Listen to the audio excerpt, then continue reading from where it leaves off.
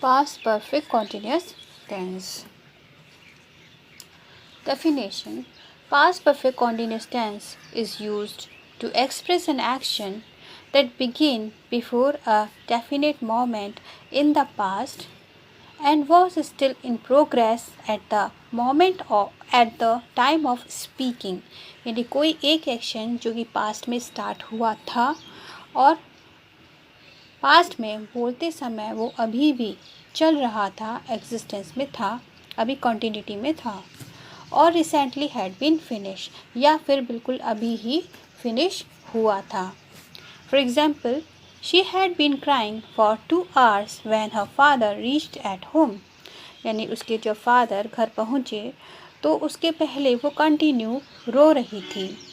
तो या तो बिल्कुल वो अभी उसके जो फादर आए थे उसके जस्ट पहले, थोड़ी देर ही पहले वो उसने रोना बंद किया था, या फिर उसके फादर जब घर पर पहुँचे तो उस समय भी वो रो रही थी और पिछले 2 घंटे से कंटिन्यू रो रही थी. ठीक है, तो इस तरह से हम कह सकते हैं कि उन सेंटेंसेस को शो करते हैं जो कि पास्ट में बहुत पहले स्टार्ट हुए थे, किसी पॉइंट ऑफ टाइम स्टार्ट हुए थे और उसके बाद से वो कंटिन्यूटी में थे और बोले जाने तक वो कंटिन्यूटी में ही थे.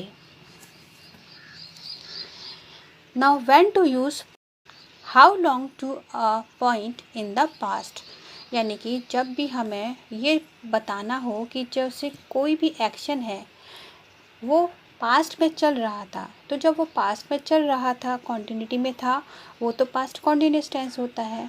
लेकिन जब हमें ये बताना होता है कि वो कितने टाइम से चल रहा था, तो ऐसी कंडीशन में हम पास्ट परफेक्ट कॉन्टिन्यूस का यूज़ करते हैं. Ankita had been crying since last night. Okay, next, result at a time in the past. I found my courtyard dirty. The birds had been eating pieces of bread here, I guess.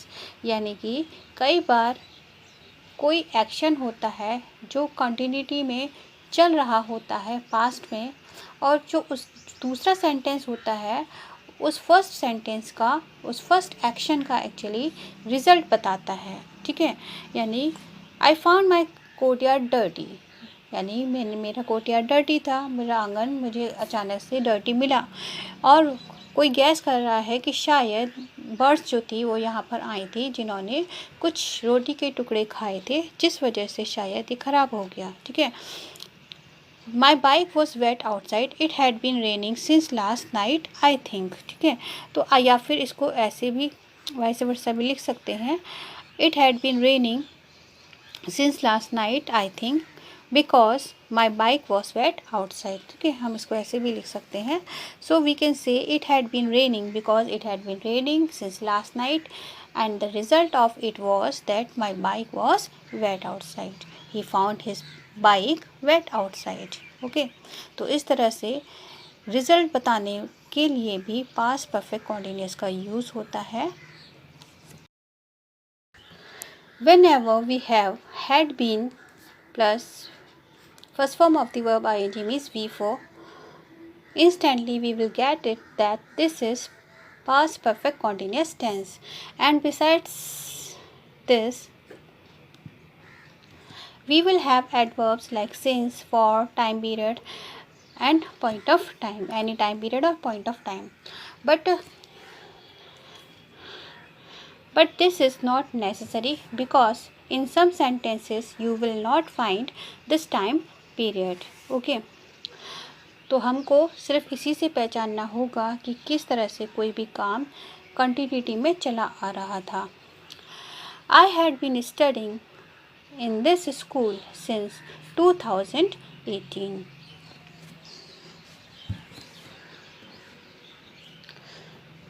तो इस sentence में हम पहचान सकते हैं कि had been plus V4 है, तो ये हमारा पास्ट परफेक्ट कॉन्टिन्यूस टेंस है. Now, how will you recognize in Hindi? In Hindi, you will have the phrases like In Hindi, you will have the phrases like रहा था, रहे थे at the end of the sentence in Hindi, but before that you will have time also. क्योंकि रहा था रहे थे जब आता है वह पास्ट कॉन्टीन्यूस टेंस होता है, लेकिन जब उसमें टाइम भी शो होगा ऐसी कंडीशन में वो पास्ट परफेक्ट कॉन्टीन्यूस होगा। वह 2 घंटे से पढ़ रहा था।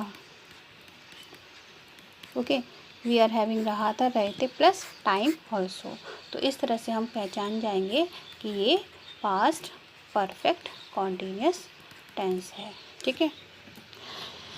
सो structure affirmative subject had been V4 plus object then since और फॉर प्लस टाइम। सिंस और फॉर मैंने आपको जैसे प्रीवियस वीडियो में समझाया था प्रेजेंट परफेक्ट कॉन्टीन्यूस टेंस के टाइम की जब सिंस होता है वो point of time exact time show करने के लिए यूज़ होता है लाइक 2 o'clock लास्ट संडे और लास्ट नाइट, जबकि फॉर जो होता है वो पीरियड ऑफ टाइम शो करने के लिए होता है, यानी उस दौरान 2 days 4 months 5 years इस तरीके के जो फ्रेजेस आते हैं तो उसमें हम हमेशा फॉर का यूज़ करते हैं। ठीक है। लेकिन डेज़ के मंथ के या ईयर के नेम्स आ जाते हैं एग्जैक्टली, या फिर डेज से पहले जैसे आ जाता है last night last Monday. Okay, इस तरीके से लास्ट वर्ड यूज़ होता है तब भी सिंस का यूज़ होता है। Okay, and then one more important thing, morning,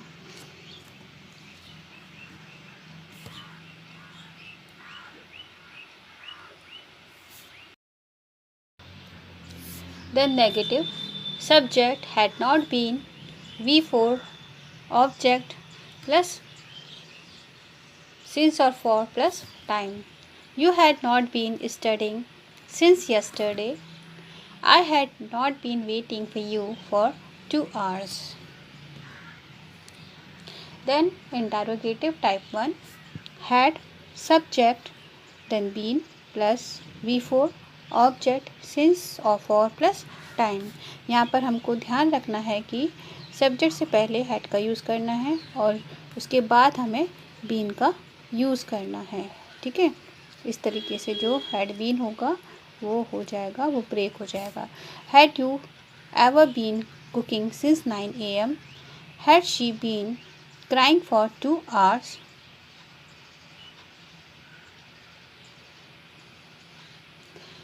Had you even, this is not ever, it is actually even, had you even been cooking since 9 AM? Had she been crying for 2 hours?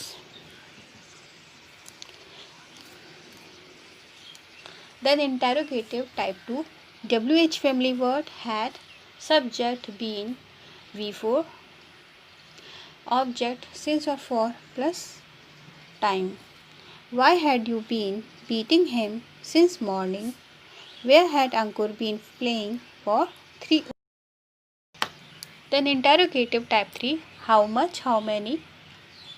We can add here whose and which also, plus related noun had subject been V4 object since or for plus time.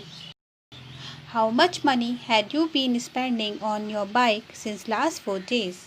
How many plants had you been stealing from my garden? Okay, तो जैसे मैंने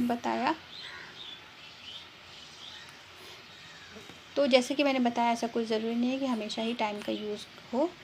एक अंदाज़ा भी होता है कि कुछ टाइम से ये जो काम है, कोई भी काम है कंटिन्यूटी में क्योंकि चला आ रहा है, तो ऐसी कंडीशन में भी हम पास्ट परफेक्ट कंटिन्यूस का यूज़ करते हैं बिना टाइम के। ठीक है।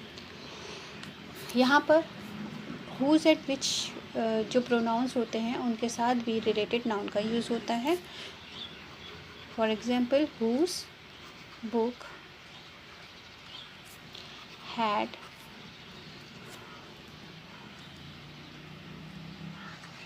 you been reading since last night? Okay, which book had you been searching for for last 2 days?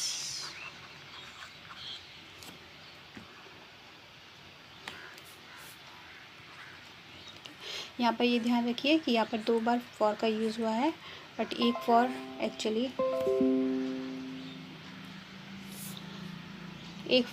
Actually time period show कर रहा है, और जो दूसरा फॉर है वो एक्चुअली क्या है, प्रेपोजिशन है। ठीक है, preposition, because after searching we always use preposition for, that is why we have used here this phrase. Okay, so then interrogative negative had subject and not been. बाकी आगे का और पीछे का जो स्ट्रक्चर होगा सेम होगा, सिर्फ हमको यही ध्यान रखना है कि had plus subject, and subject के जस्ट बाद हमेशा नॉट का यूज़ होना है, and then been. Had you not been reading this book since last night, had you not been, why had you not been taking care of yourself for 2 weeks?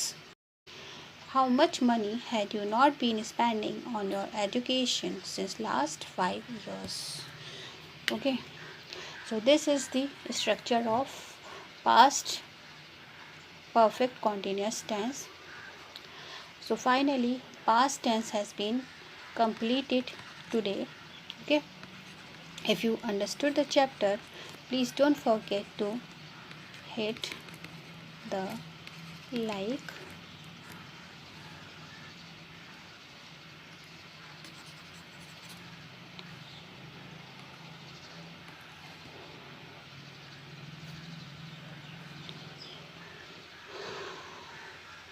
if you understood the chapter, please don't forget to hit the like button and share the video.